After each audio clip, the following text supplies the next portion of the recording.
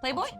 Yeah, Playboy. So huge news with love Playboy. This is awesome. Playboy is, breaking barriers and lines, and they are doing a full nude, I believe, cover and a spread in the full magazine. Miss November. With a transgender model who is beautiful, by the way, Ines. I want to make sure I say it. Rau. Ines Rau. Rau. Ines Rau. That French. is her. She's French. She was Miss, like you said, She's November Miss November 2017. this year.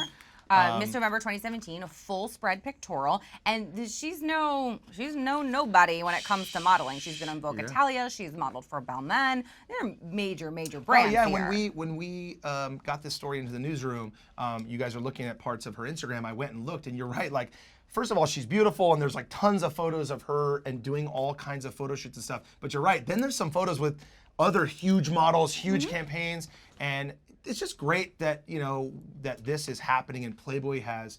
And it's funny because his son, Hugh Hefner's son, runs this website now and the magazine.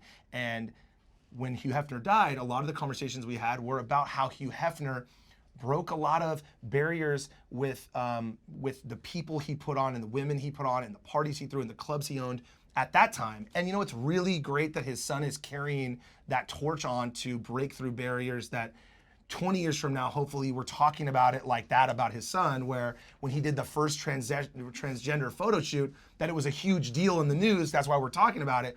Won't be a huge deal with 20 years from now when we're talking about his son running this company.